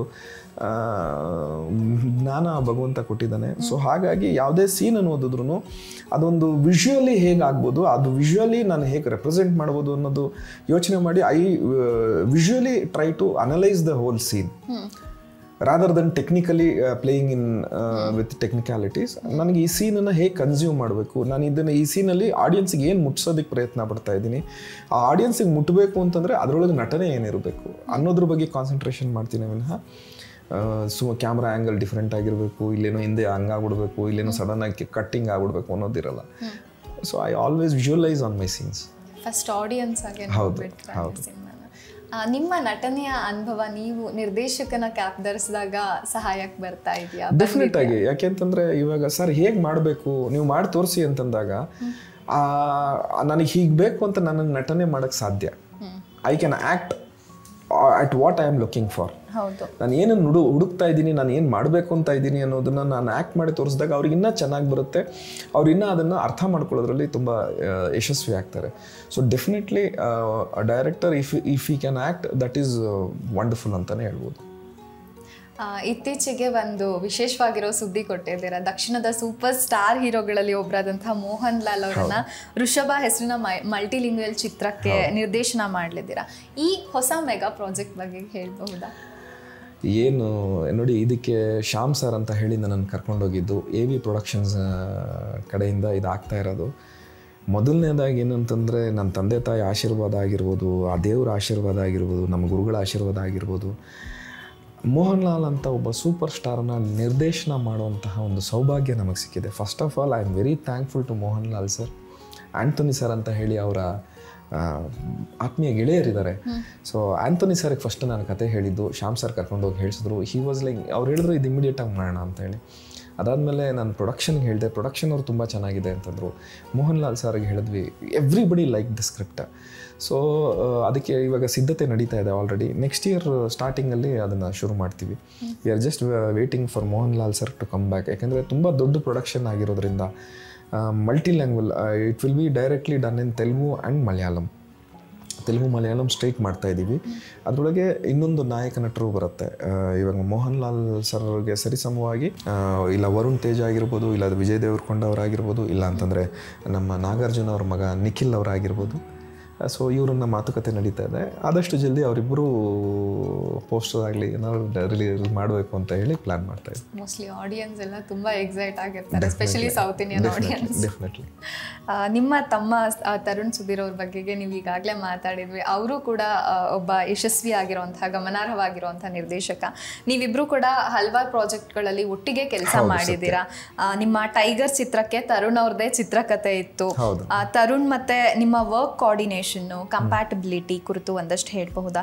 ತರುಣ್ ಅವರ ನಿರ್ದೇಶನ ಶೈಲಿ ಬಗೆಗೆ ನಿಮ್ಮ ಅಭಿಪ್ರಾಯ ಏನು?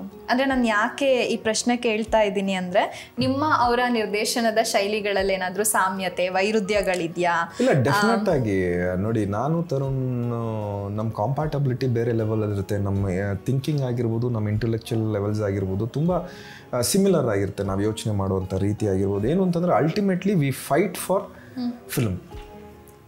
ಆ ಸಿನಿಮಾದಲ್ಲಿ ಹೊಡೆದಾಡಿರ್ತೀವಿ, ಬೈದಾಡಿರ್ತೀವಿ, ಹಿಂಗಾಗಬೇಕು ಹಂಗಾಗಬೇಕು ಅಂತ ಡಿಸ್ಕಷನಲ್ಲಿ ಹೋರಾಟ ಮಾಡಿರ್ತೀವಿ. ಬಟ್ ಅಲ್ಟಿಮೇಟ್ಲಿ ನನಗೂ ಗೊತ್ತು, ನಾನು ಮಾತಾಡ್ತಾ ಇರೋದು ಸಿನಿಮಾಗೋಸ್ಕರ, ಅವ್ನು ಮಾತಾಡ್ತಾ ಇರೋದು ಸಿನಿಮಾಗೋಸ್ಕರ. ಸೊ ಸಿನಿಮಾ ಅಂತ ಬಂದಾಗ ನಾವು ಕಾಂಪ್ರಮೈಸ್ ಆಗಲ್ಲ. ಸಿನಿಮಾ ಅಂತ ಬಂದಾಗ ಹೀಗೆ ಮಾಡಬೇಕು ಅಂತಂದರೆ ಹಾಗೆ ಮಾಡಬೇಕು ಅನ್ನೋದು. ಅವನು ಕೂಡ ಪೂರ್ವ ಸಿದ್ಧತೆಗಳನ್ನು ಮಾಡ್ಕೊತಾನೆ. ಅವನು ತುಂಬ ಡೀಟೇಲ್ಡ್ ಮಾಡ್ತಾನೆ. ನಾನಾದರೂ ಕೆಲವು ಟೈಮ್ ವಿಜುವಲಿ ನನಗೆ ತುಂಬ ಸ್ಟ್ರಾಂಗ್ ಆಗಿ ಇಂಟ್ಯೂಷನ್ಸ್ ಇರೋದ್ರಿಂದ ನಾನು ಹಾಗೆ ಹೋಗಿ ಕೆಲಸ ಮಾಡಿಬಿಡ್ತೀನಿ. ಬಟ್ ಅವನು ತುಂಬ ತುಂಬ ತುಂಬ ರಿಸರ್ಚ್ ಮಾಡ್ತಾನೆ, ತುಂಬ ನನಗಿಂತ ಒಂದು ಹೆಜ್ಜೆ ಮುಂದೆ ಹೋಗಿ ಅದ್ರ ಡೀಟೇಲಿಂಗ್ ಮಾಡ್ತಾನೆ. So he is a brilliant of a director. ನಿಮ್ಮಿಬ್ಬರ ಇಂಡಿವಿಜುವಲ್ ಸ್ಟ್ರೆಂತ್ಗಳು ಬೇರೆ ಬೇರೆ ಇರುತ್ತಲ್ವ, ಸೊ ಅದನ್ನು ಹೇಗೆ ಬಳಸ್ಕೋತೀರಾ ನಿರ್ದೇಶನದಲ್ಲಿ? ಇಲ್ಲ, ಆಲ್ಮೋಸ್ಟ್ ಅದೇ ನಾನು ಹೇಳಿದ್ನಲ್ವ, ನಾವಿಬ್ಬರು ವಿ ಹ್ಯಾವ್ ಈಕ್ವಲ್ ಸ್ಟ್ರೆಂತ್ಸ್ ಅಂತಲೇ ಹೇಳ್ಬೋದು. ನಾನು out and out commercial director, ಅವ್ನು out and out technical director. ಇದೇ ಡಿಫ್ರೆನ್ಸ್ ಅಷ್ಟೇ. ಇವಾಗ ನಾನು ಕಮರ್ಷಿಯಲ್ ಆಗಿ ನಾನು visually I can be extravagant. Technically ground ಸ್ಟ್ರೆಂತಲ್ಲಿ ಅವನು ಹೀಸ್ ಪಾರ್ ಎಕ್ಸಲೆನ್ಸ್. ಸೊ ಹಾಗೆ ನಮ್ಮ ಸ್ಟ್ರೆಂತ್ಸು ನಮ್ಮ ವೀಕ್ನೆಸಸ್ ನಮ್ಗಿಬ್ಬರಿಗೂ ಗೊತ್ತಿರೋದ್ರಿಂದ ಎಲ್ಲ ಬೇಕು ಅಂತಂದರೆ ಮ್ಯಾಚ್ ಮಾಡ್ಕೊಳ್ತೀವಿ. ಓಕೆ, ನಾವೀಗಾಗಲೇ ರೀಮೇಕ್ ಚಿತ್ರಗಳ ಬಗೆಗೆ ಮಾತಾಡಿದ್ವಿ. ನೀವು ನಿರ್ದೇಶಿಸಿದ ಬಹುತೇಕ ಚಿತ್ರಗಳು ರೀಮೇಕ್ ಚಿತ್ರ ಅಂತ ಅಂದ ತಕ್ಷಣ ಒಂದೇನಂದರೆ ಆ ಒಂದು ಕಾರ್ಯ ಒಂದು ಕಾಪಿ ಮಾಡೋವಂಥ ಕಾರ್ಯ, ಇದೊಂದು ಮಕ್ಕಳಾಟ ಅಂದ್ಕೊಳ್ಳೋವಂಥ ಅಪಾಯ ಇರುತ್ತೆ. ಆದರೆ ಅದಕ್ಕೆ ತದ್ವಿರುದ್ಧವಾಗಿ ರೀಮೇಕ್ ಚಿತ್ರ ಮಾಡಬೇಕಾದ್ರೆ ಬಹಳ ದೊಡ್ಡ ಜವಾಬ್ದಾರಿ ಇರುತ್ತೆ. ಚಿತ್ರನ ನಿರ್ದೇಶನ ಮಾಡಬೇಕಾದ್ರೆ ಅದರ ಲುಕ್, ಫೀಲ್ ಎಲ್ಲವೂ ಕೂಡ ಈ ನೆಲಕ್ಕೆ, ಇಲ್ಲಿನ ನಟರಿಗೆ, ಇಲ್ಲಿನ ಆಡಿಯನ್ಸ್ಗೆ ರೀಚ್ ಆಗೋ ರೀತಿ ಒಂದು ಸಿನಿಮಾನ ರೀಮೇಕ್ ಮಾಡಬೇಕಾಗುತ್ತೆ. ಈ ನೆಲೆಯಲ್ಲಿ ಸಿನಿಮಾನ ರೀಮೇಕ್ ಮಾಡಬೇಕಾದ್ರೆ ಒಬ್ಬ ನಿರ್ದೇಶಕನಿಗೆ ಬಹಳ ದೊಡ್ಡ ಜವಾಬ್ದಾರಿ ಇರುತ್ತೆ. ಅದರಲ್ಲೂ ಆ ಸಿನಿಮಾಗಳು ಬೇರೆ ಭಾಷೆಗಳಲ್ಲಿ ಬ್ಲಾಕ್ ಬಸ್ಟರ್ ಸಿನಿಮಾಗಳಾಗಿದ್ರೆ ಅಂತೂ ತುಂಬ ಟ್ರಿಕ್ಕಿ, ಚಾಲೆಂಜಿಂಗ್ ಆಗಿರೋವಂಥ ವಿಚಾರ ಇದು. ಇಂಥ ಸವಾಲುಗಳನ್ನು ಎದುರಿಸ್ಕೊಂಡು ಬಂದಿದ್ದೀರಾ ನೀವು? ಯಾಕಂದರೆ ನೀವು ರೀಮೇಕ್ ಮಾಡಿರೋಂಥ ಸಿನಿಮಾಗಳು ಆ ಒಂದು ಭಾಷೆಗಳಲ್ಲೂ ಕೂಡ ಒಳ್ಳೆ ಸಿನಿಮಾಗಳಾಗಿತ್ತಂಥವು. ಈ ಎಲ್ಲದ್ರ ಮಧ್ಯೆ ನಿಮ್ಮತನದ ನಿರ್ದೇಶನವನ್ನು ತೋರಿಸೋವಂಥ ಒಂದು ಚಾಲೆಂಜ್ ಕೂಡ ಇರುತ್ತೆ. ಈ ನೆಲೆಯಲ್ಲಿ ನೀವು ನಿಮ್ಮತನದ ನಿರ್ದೇಶನದ ಒಂದು ಬಗ್ಗೆನ ಹೇಗೆ ತೋರಿಸ್ತೀರಾ? ಇದ್ರ ಬಗ್ಗೆ ಒಂದೆರಡು ಉದಾಹರಣೆಗಳ ಜೊತೆ ಡೆಫಿನೆಟ್ ಆಗಿ ನೋಡಿ. ಇವಾಗ ರನ್ನ ಅನ್ನೋ ಸಿನಿಮಾ ತೆಲುಗು ಸಿನಿಮಾ ರೀಮೇಕ್ ಆಗಿದ್ರು ಕೂಡ ಆ ಡೈರೆಕ್ಟ್ರು ನೋಡಿ ಎಕ್ಸಲೆಂಟ್ ಆಗಿದೆ, ತೆಲುಗುಕ್ಕಿಂತ ನೀವು ತುಂಬ ಚೆನ್ನಾಗಿ ಇಂಪ್ರೂವೈಸ್ ಮಾಡಿದ್ದೀರಾ ಅಂತ ಹೇಳಿದ್ರು.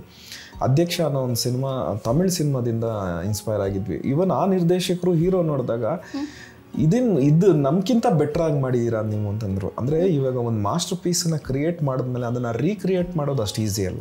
ಹೌದು, ಯಾಕೆಂತಂದರೆ ಆಲ್ರೆಡಿ ಜನ ನೋಡ್ಬಿಟ್ಟಿದ್ದಾರೆ, ಇಷ್ಟಪಟ್ಟಿದ್ದಾರೆ. ಆ ಇಷ್ಟಪಟ್ಟಿರೋದನ್ನ ಮತ್ತೆ ಇಷ್ಟಪಡಿಸೋದು ಇದೆಯಲ್ಲ, ಅದು ತುಂಬ challenging. So that is what gives me the kick. ಅಂದರೆ ಇವಾಗ ಮಾಡಿರೋದನ್ನ ಮತ್ತೆ ಇನ್ನೂ ಚೆನ್ನಾಗಿ ಏನು ಮಾಡಿ ತೋರಿಸ್ಬೋದು ಅನ್ನೋದು ಆ ಎನರ್ಜಿ ಕೊಡುತ್ತೆ, ಅನ್ನೋದು ನಮಗೆ ಒಂದು ಥ್ರಿಲ್ ಕೊಡುತ್ತೆ. ಇವಾಗ ಒಂದು ಸೀನ್ ಇರ್ತದೆ, ಸೊ ತೆಲುಗಲ್ಲಿ ಬೇರೆ ಥರ ಇರುತ್ತೆ, ಕನ್ನಡದಲ್ಲಿ ಬೇರೆ ಥರ ಇರ್ತದೆ. ನೀವು ನೋಡ್ಬೋದು, ಕಂಟೆಂಟನ್ನು ನಾವು ಸೋಲ್ ಆಫ್ ದ ಫಿಲಮ್ನ ಟ್ಯಾಂಪರ್ ಮಾಡಲ್ಲ, ಬಟ್ ಅದಕ್ಕೆ ಬೇಕಾಗಿರುವಂಥ ಹಾವಭಾವ, ಬಣ್ಣ, ಭಂಗಿನ ಚೇಂಜ್ ಮಾಡ್ತೀವಿ. ಇವಾಗ ಹೆಂಗೆ ಅಂತಂದರೆ, ಒಂದು ಮುದ್ದಾಗಿರುವಂಥ ಒಂದು ವ್ಯಕ್ತಿ ಇವಾಗ ಪಂಜಾಬಲ್ಲಿತ್ತು ಅಂತಂದರೆ ಅಲ್ಲಿ ಕಾಸ್ಟ್ಯೂಮ್ ಹಾಕಿರ್ತಾರೆ. ಇವಾಗ ಅವ್ರನ್ನ ನಾನು ಕರ್ನಾಟಕ ಕರ್ಕೊಂಡ್ಬಂದು ಅವ್ರಿಗೆ ಪಂಜಾಬ್ ಕಾಸ್ಟ್ಯೂಮ್ ಹಾಕಿದ್ರೆ ಅದು ಅಷ್ಟು ಸಮಂಜಸವಾಗಿರಲ್ಲ. ಸೊ ಅವ್ರನ್ನ ಅಲ್ಲಿಂದ ಕರ್ಕೊಂಡು ಬಂದಮೇಲೆ ನಾವು ಇಲ್ಲಿ ಅವನನ್ನು ಕನ್ನಡಿಗನಾಗಿ ತೋರಿಸೋದಕ್ಕೆ ಏನು ಮಾಡಬೇಕು ಅನ್ನೋದನ್ನ ರಿಸರ್ಚ್ ಮಾಡಿ ಅನ್ನೋದನ್ನ ಅವ್ರಿಗೆ ಮಾಡಿದಾಗ ಅವನು ಕನ್ನಡಿಗನಾಗಿ ಇಲ್ಲಿ ಕಾಣಿಸ್ಕೊತಾನೆ. ನೀವು ಯಾವತ್ತಾದರೂ ಕತೆ ಆಧಾರಿತ, ಕಾದಂಬರಿ ಆಧಾರಿತ ಸಿನಿಮಾಗಳನ್ನು ನಿರ್ದೇಶನ ಮಾಡಬೇಕು, ಚಿತ್ರಕಥೆ ಬರಿಬೇಕು ಅಂತ ಯಾವತ್ತಾದರೂ ಯೋಚನೆ ಮಾಡಿದ್ದೀರಾ? ಇಲ್ಲ, ನಾವು ಯಾವುದೇ ಚಿತ್ರ ಮಾಡಿದ್ರು, ಚಿತ್ರಕಥೆ ಮಾಡಿದ್ರು, we do lot of reading. ಯಾಕೆಂತಂದರೆ ಕಂಡಿದ್ದು, ನೋಡಿದ್ದು, ಕೇಳಿದ್ದು ಮಾತ್ರನೇ ಸಿನಿಮಾ ಆಗೋಕ್ಕೆ ಸಾಧ್ಯ. ಒಂದು ಸೀನ್ ಆಗಿರ್ಬೋದು, ಒಂದು ವಿಜುವಲೈಸೇಷನ್ ಆಗಿರ್ಬೋದು, ಯಾವುದೇ ಆಗಿರ್ಬೋದು, the more we read, the more we can imagine. So ಓದು ಅನ್ನೋದು ಎಲ್ಲ ನಿರ್ದೇಶಕರ ಒಂದು ವೆಪನ್ ಆಗಿರುತ್ತೆ. ನೋಡಿ, ಇವಾಗ ಯಾವುದೋ ಒಂದು ಸಿನಿಮಾ ನೋಡ್ತೀರಾ ಅಂತಂದರೆ ಅದು ನಿಮ್ಮ ವಿಜುವಲಿ ಫಿಕ್ಸ್ ಆಗಿ ಹೋಗ್ತೀರಾ, ನೀವು ಇಷ್ಟೇ ಮಾಡಬೇಕು ಅನ್ನೋದನ್ನು ಅದು ರಿಸ್ಟ್ರಿಕ್ಟ್ ಮಾಡಿಬಿಡುತ್ತೆ. ಬಟ್ ಓದೋದ್ರಿಂದ ನಿಮ್ಗೆ ರಿಸ್ಟ್ರಿಕ್ಷನ್ ಇರಲ್ಲ, ಯಾಕೆಂದರೆ it will take your imagination. So ನಾವು ಆದಷ್ಟು ಓದ್ತೀವಿ, ನಾನಾಗಿರ್ಬೋದು, ತರುಣ್ ಆಗಿರ್ಬೋದು, will read lot of things. That is what gives us edge over anything else.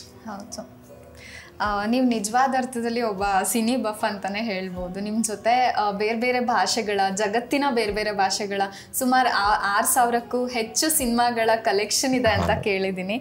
ನಿಮ್ಮ ಈ ಸಿನಿಮಾ ಹುಚ್ಚಿನ ಬಗೆಗೆ ಹೇಳಬಹುದಾ? ಏನಿಲ್ಲ, ನಮಗೆ ಇವಾಗ ನಾವು ನಮ್ಮ ತಂದೆ ತಾಯಿಯವರಿಂದ ಹಿಡಿದು ನನ್ನ ತನಕನೂ ನಾವು ಕಲಾವಿದರ ಕುಟುಂಬದಲ್ಲಿ ಬಂದಿರೋದ್ರಾಗಿರುತ್ತೆ. ನಮಗೊಂದು ತುತ್ತನ್ನು ಹಾಕಿದ್ದು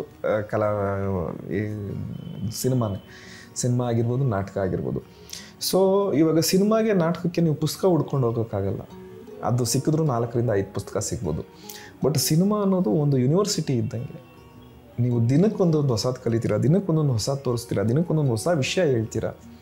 ಸೊ ವಾಟ್ ಈಸ್ ಸಿನಿಮಾ ಅಂದರೆ it is a documentation of history. ಇವತ್ತು ಹೆಂಗೆ ಅಂತಂದರೆ ಇವತ್ತು ನಾವು ಈ ದಿನ ಈ ಕ್ಷಣ ಇದನ್ನು ನೀವು 100 ವರ್ಷ ಆದಮೇಲೂ ಕೂಡ ನೋಡ್ಬೋದು. ಇದನ್ನು ಡಾಕ್ಯುಮೆಂಟ್ ಮಾಡಿಬಿಟ್ರಿ. ಇವಾಗ ನಾನು ಈ ಪ್ರೋಗ್ರಾಮ್ ನಡೆಯೋಕ್ಕಿಂತ ಮುಂಚೆ ಅಲ್ಲಿ ಡಿಸ್ಕಷನ್ ರೂಮಲ್ಲಿ ಕೂತಿದ್ದು ಯಾರು ಡಾಕ್ಯುಮೆಂಟೇಷನ್ ಇಟ್ಕೊಳ್ಳೋಕ್ಕಾಗಲ್ಲ. But this is a documentation of history.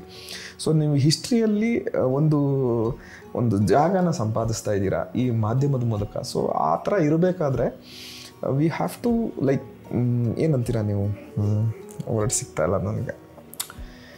So ಆ ನಿಟ್ಟಿನಲ್ಲಿ ನೀವು ಕೆಲಸ ಮಾಡಬೇಕಾದ್ರೆ ನಿಮಗೆ ಜ್ಞಾನ ಸಂಪಾದನೆ ಮಾಡಬೇಕು ಅಂತಂದರೆ ಬೇರೆಯವರು ಏನು ಮಾಡಿದ್ದಾರೆ ಅದರೊಳಗೆ ಒಳ್ಳೇದೇನು ಕೆಟ್ಟದೇನು, ಇದನ್ನು ಯಾಕೆ ಜನ ನೋಡಿದ್ರು, ಇದನ್ನು ಯಾಕೆ ಜನ ನೋಡಲಿಲ್ಲ, ಇದನ್ನು ಯಾಕೆ ಇಷ್ಟಪಟ್ಟರು, ಇದನ್ನು ಯಾಕೆ ಇಷ್ಟಪಡಲಿಲ್ಲ ಅನ್ನೋ ಅಂಥ ತರ್ಕ ಮಾಡೋದಕ್ಕೆ ನಿಮಗೆ ಕಣ್ಮುಂದೆ ಉದಾಹರಣೆಗಳಿರುತ್ತೆ. ಸೊ ಹಾಗಾಗಿ ನಾನು ಸಾಕಷ್ಟು ಸಿನಿಮಾಗಳನ್ನು ಪ್ರತಿ ದಿವಸದಲ್ಲಿ ಒಂದು ಎರಡು ಸಿನಿಮಾ ನೋಡ್ತಾನೆ ಇರ್ತೀನಿ. ಸೊ ಅದು ನನಗೆ ಲಾಟ್ ಆಫ್ ಇನ್ಪುಟ್ಸ್ ಕೊಡುತ್ತೆ ಅಂತ ಹೇಳ್ಬೋದು. ನಿಮ್ಮನ್ನು ತುಂಬ ಇನ್ಸ್ಪೈರ್ ಮಾಡಿದ, ನೀವು ಅಪ್ರಿಷಿಯೇಟ್ ಮಾಡೋವಂಥ ರಾಷ್ಟ್ರೀಯ ಅಂತಾರಾಷ್ಟ್ರೀಯ ಸಿನಿಮಾಗಳು ಯಾವ್ದ್ಯಾವುದು, ನಿಮಗೆ ತುಂಬ ಇಷ್ಟ ಆಗೋವಂಥ ನಿರ್ದೇಶಕರು ಯಾರ್ಯಾರು? ಸತ್ಯಜಿತ್ ರೈ ಸರ್ದು ತುಂಬ ಸಿನಿಮಾಗಳನ್ನು ನೋಡ್ತೀನಿ, ತುಂಬ ಚೆನ್ನಾಗಿ ಇನ್ಸ್ಪೈರಿಂಗ್ ಆಗಿರುತ್ತೆ. ಜೇಮ್ಸ್ ಕ್ಯಾಮ್ರೂನ್ ಆಗಿರ್ಬೋದು. ನಾನು ಹೇಳೋದು ಇಂಥವ್ರು I don't have A particular genre. ಇವಾಗ ರಾಜಮೌಳಿ ಸರ್ ಆಗಿರ್ಬೋದು, ಅಥವಾ ನಮ್ಮ ಸುದೀಪ್ ಸರ್ ಆಗಿರ್ಬೋದು, ಅಥವಾ ನೀವು ಪುಟ್ಟಣ್ಣವ್ರಾಗಿರ್ಬೋದು, ಕನ್ನಡದಲ್ಲಿ ದಿಗ್ಗಜ ನಿರ್ದೇಶಕರಲ್ಲಿ ಒಬ್ಬರಾದಂಥ ಸೋಮಶೇಖರ್ ಸರ್ ಆಗಿರ್ಬೋದು. ಸೊ ಅವ್ರು ಪ್ರೆಸೆಂಟ್ ಮಾಡಿರುವಂಥ ರೀತಿ, ಕಮರ್ಷಿಯಾಲಿಟೀಸ್ ಆಗಿರ್ಬೋದು, ಒಂಥರ ಕ್ರಿಟಿಕಲಿ ಪ್ರೆಸೆಂಟ್ ಮಾಡಿರುವಂಥ ಪುಟ್ಟಣ್ಣ ಅವರಾಗಿರ್ಬೋದು. See it is like a subject, what we see, what we think, what we learn ಅಂತ ಹೇಳ್ಬಿಟ್ಟು. ಸೊ ನಾನೊಂದು ಪರ್ಟಿಕ್ಯುಲರ್ ಸ್ಟೈಲ್ ಆಫ್ ಪೀಪಲ್ಗೆ ಅಥವಾ ನಿರ್ದೇಶಕರಿಗೆ ನಾನು ಸ್ಟಿಕ್ ಆನ್ ಆಗಲ್ಲ. ಸೊ ಐ ಕೀಪ್ ಹಾಪಿಂಗ್ ನನಗೆ ಇಲ್ಲಿಂದ ಅಲ್ಲಿ. ಬಟ್ ಸತ್ಯಜಿತ್ ರೈ ಅವ್ರನ್ನ ನಾನು ಯಾಕೆ ತುಂಬ ಇಷ್ಟಪಡ್ತೀನಿ, ಜೇಮ್ಸ್ ಕ್ಯಾಮ್ರೂನ್ ಅವ್ರನ್ನ ಯಾಕೆ ತುಂಬ ಇಷ್ಟಪಡ್ತೀನಿ, ಅಥವಾ ನಿಮ್ಮ ರಾಜಮೌಳಿ ಸರ್ನ ಯಾಕೆ ಇಷ್ಟಪಡ್ತೀನಿ ಅಂತಂದರೆ ಒಂದು ಸಣ್ಣ ವಿಷಯನ ಲಾರ್ಜರ್ ದೆನ್ ಲೈಫ್ ತೋರಿಸೋದಂಥ ಪ್ರಯತ್ನ ಪಡ್ತಾರೆ. ಸೊ ಅದೇ ಸಿನಿಮಾ ಮಾಧ್ಯಮ, ಅದೇ ಮ್ಯಾಜಿಕ್. ಸೊ ಅವರನ್ನು ನಾನು ಸ್ವಲ್ಪ ಹೆಚ್ಚಿಗೆ ಫಾಲೋ ಮಾಡೋದಕ್ಕೆ ಟ್ರೈ ಮಾಡ್ತೀನಿ. ಹಾಸ್ಯ ತೆರೆ ಮೇಲೆ ತಂದಿದ್ದೀರಾ, ಆ್ಯಕ್ಷನ್ ತಂದಿದ್ದೀರಾ, ಫ್ಯಾಂಟಸಿ ಕತೆ ಬರೆದಿದ್ದೀರಾ. ಸಿನಿಮಾದಲ್ಲಿ ಪ್ರಯೋಗ ಮಾಡಬೇಕು, ನಾನು ಈ ಥರ ಪ್ರಯೋಗ ಮಾಡಲೇಬೇಕು ಈ ಥರದ್ದು ಒಂದು ಜಾನರ್ನ ಅಂತ ಯಾವುದಾದ್ರೂ ಪರ್ಟಿಕ್ಯುಲರ್ ಆಗಿ ಇರುವಂಥ ಕಾನ್ಸೆಪ್ಟ್ ಇದೆಯಾ ಫ್ಯೂಚರಲ್ಲಿ? ಡೆಫಿನೆಟ್ ಆಗಿ ಒಂದು ಫ್ಯೂಚರಿಸ್ಟಿಕ್, ಇವಾಗ ಸ್ಟಾರ್ ವಾರ್ಸ್ ಎಲ್ಲ ಬಂತಲ್ಲ, ಆ ಥರದ್ದೊಂದು ಸಿನಿಮಾ ಮಾಡಬೇಕು ಅಂತ ಇದೆ. ಆಮೇಲೆ ಒಂದು ಈ ಲಾರ್ಡ್ ಆಫ್ ದ ರಿಂಗ್ಸು ಆ ಪ್ಯಾಟ್ರನಲ್ಲಿ, ಅಂದರೆ ಒಂದು ಚೂರು ಫ್ಯಾಂಟಸಿ ಬಗ್ಗೆ ನನಗೆ ತುಂಬ ಕುತೂಹಲ ಇದೆ. ಸೊ ಫ್ಯಾಂಟಸಿ ಸಿನಿಮಾಸ್ ಮಾಡಬೇಕು ಅಂತ ಪ್ರಿಪರೇಷನ್ ಮಾಡ್ತಾ ಇದ್ದೀನಿ. ಆ್ಯಸ್ ಎ ಡೈರೆಕ್ಟರ್, ನೀವು ಆ್ಯಕ್ಟರ್, ನೀವು ಕನ್ನಡ ಸಿನಿಮಾ ಜಗತ್ತಿರ್ಬೋದು ಅಥವಾ ಭಾರತದ ಸಿನಿಮಾ ಜಗತ್ತನ್ನು ತುಂಬ ಹತ್ತಿರದಿಂದ ಅಬ್ಸರ್ವ್ ಮಾಡಿರ್ತೀರ, ಅದರಲ್ಲಿ ನಿಮ್ಮನ್ನು ನೀವು ತೊಡಗಿಸ್ಕೊಂಡಿದ್ದೀರಾ. ಈ ಥರದ ಹೊಸ ಪ್ರಯೋಗಗಳು ಕನ್ನಡ ಇಂಡಸ್ಟ್ರಿಯಲ್ಲಿ ಬರಬೇಕು ಅಥವಾ ಭಾರತದ ಸಿನಿಮಾ ವಲಯ ಏನಿದೆ ಅಲ್ಲಿ ಬರಬೇಕು ಅಂತ ನಿಮಗೆ ಪರ್ಟಿಕ್ಯುಲರ್ ಆಗಿ ಈ ಥರ ಹೊಸತನ ಬರಬೇಕು ಅಂತ ಏನಿಲ್ಲ ಬರುತ್ತೆ. C everything will come.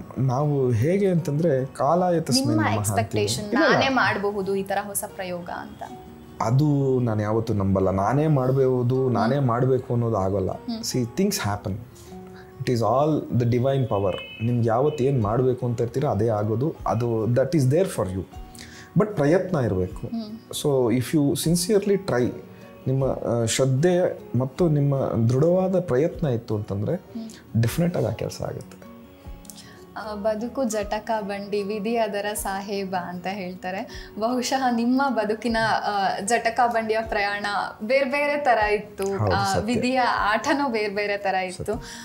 ಒಂದು ಇನ್ಸ್ಪೈರಿಂಗ್ ಜರ್ನಿ ನಿಮ್ಮದು. ಯಾಕಂದರೆ ನಾವೆಲ್ಲ ಅನ್ಕೋತೀವಿ ಸುಧೀರ್ ಅವ್ರ ಮಗನ, ಒಬ್ಬ ಒಳ್ಳೆ ಆರ್ಟಿಸ್ಟ್ ಮಗ, ಚೆನ್ನಾಗಿ ಬಂದಿರ್ತಾರೆ, ನಿರ್ದೇಶನ ಮಾಡಿರ್ತಾರೆ ಅಂತ. ಆದರೆ ಬದುಕಿನ ಒಳ ಸತ್ಯಗಳು ಬೇರೆ ಇರುತ್ತೆ. ನಿಮ್ಮ ಬದುಕಿನ ಒಂದು ಇಂತಹ ಒಳ ಸತ್ಯಗಳನ್ನು, ಇಂತಹ ಒಂದು ಉತ್ತಮ ಜರ್ನಿಯನ್ನು ನಮ್ಮ ಜೊತೆಗೆ ಹಂಚ್ಕೊಂಡಿದ್ದಕ್ಕೆ, ಹಾಗೆ ನಮ್ಮ ಬಿಚ್ಚಿಟ್ಟ ಬುತ್ತಿ ಮಾತುಕತೆಗೆ ಬಂದಿದ್ದಕ್ಕೆ ಇಡೀ ಮಾಧ್ಯಮ ಅನೇಕ ತಂಡದ ಪರವಾಗಿ ನಿಮಗೆ ತುಂಬು ಹೃದಯದ ಧನ್ಯವಾದ. Thank you so much. ನೋಡಿ, ಒಂದು ಕೊನೆಯದಾಗಿ ಹೇಳೋದಕ್ಕೆ ಇಷ್ಟಪಡ್ತೀನಿ, ಯಾರೇ ಆಗಿರ್ಬೋದು, ಎಷ್ಟೇ ಶ್ರೀಮಂತನಾಗಿರ್ಬೋದು, ಎಷ್ಟೇ ಬಡವನಾಗಿರ್ಬೋದು, ಒಂದೇ ಒಂದು ಮಾತು ಹೇಳೋದಕ್ಕೆ ಇಷ್ಟಪಡ್ತೀನಿ, there is no short cut to success. ನಮ್ಮಪ್ಪದ ಶ್ರೀಮಂತ ಅಂದ ತಕ್ಷಣವೇ ನಾನು ಸೂಪರ್ ಸ್ಟಾರ್ ಆಗೋಕ್ಕಾಗಲ್ಲ, ನಮ್ಮಪ್ಪ ಬಡವ ಅಂದ ತಕ್ಷಣವೇ ನಾನು ಸ್ಟಾರ್ ಆಗದೇ ಇರೋದಕ್ಕೂ ಆಗೋದಿಲ್ಲ. ಸೊ ನಿಮ್ಮ ಪ್ರಯತ್ನ, ನಿಮ್ಮ ಶ್ರದ್ಧೆ ನಿಮ್ಮನ್ನು ಕಾಪಾಡುತ್ತೆ. ಅದ್ರ ಮಧ್ಯದಲ್ಲಿ ಸಾಕಷ್ಟು ಅಡೆತಡೆಗಳು ಬರುತ್ತೆ, ಅಪ್ಸ್ ಆ್ಯಂಡ್ ಡೌನ್ಸ್ ಬರುತ್ತೆ. ಅದನ್ನೆಲ್ಲ ಮೀರಿ ಸಾಧನೆ ಮಾಡಬೇಕು ಅಂತಂದರೆ there is no alternates to success only hard work. ಹೌದು. ನೀವು ಎಂಥ ಸಾಧಕನ ಎಲ್ಲೇ ಕರ್ಕೊಂಬಂದು ಕೂರಿಸಿದ್ರು ಕೂಡ ಅವನ ಹತ್ರ ಒಂದು ಸ್ಟೋರಿ ಇರುತ್ತೆ ಅವನು ಪಟ್ಟಿರೋ ಕಷ್ಟದ ಬಗ್ಗೆ. ಯಾವುದೇ ಸಾಧಕನ ಬಂದು ಕರ್ಕೊಂಬಂದು ಕೂರಿಸ್ಬಿಟ್ಟು ನೀವು ಕೇಳಿ, ಇಲ್ಲ ನಮ್ಮಪ್ಪ ಮಿಲಿಯನರು, ನಾನೇನು ಕಷ್ಟಪಟ್ಟಿಲ್ಲ, ನಾನು ಆರಾಮಾಗಿ ಹೋಗಿ ಇವಾಗ ಇಲಾನ್ ಮಸ್ಕ್ಗೆ ನೀವು ಕರ್ಕೊಂಬಂದ್ರು ಅವ್ನು ಫೇಲ್ಯೂರ್ಸ್ ಹೇಳಿಬಿಟ್ಟೆ ಸಕ್ಸಸ್ ಹೇಳ್ತಾನೆ. Because that is the journey. ಅವನು ಅಷ್ಟು ದುಡ್ಡಿಟ್ಕೊಂಡು ನಾನು ಸಡನ್ನಾಗಿ ಸಕ್ಸಸ್ ಆದೆ ಅಂತ ಹೇಳಲ್ಲ. So life is like that. It gives you dividends. ನೀನು ಎಷ್ಟು ದುಡಿತೀಯ, ನೀನು ದುಡಿಮೆಗೆ ತಕ್ಕನಂಗೆ ನಿನಗೆ ಪ್ರತಿಫಲ. So there is no short cut to success, it is always hard work. ತುಂಬ ಒಳ್ಳೆ ಮಾತು ಹೇಳಿದ್ರಿ sir. There is no short cuts to success, the only way is hard work. ಎಲ್ಲರೂ ನೆನಪಲ್ಲಿ ಇಟ್ಕೊಳ್ಬೇಕಾಗಿರೋ ಅಂಥ ಮಾತು. Thank you so much sir. ನಮಸ್ಕಾರ. ನಮಸ್ತೆ.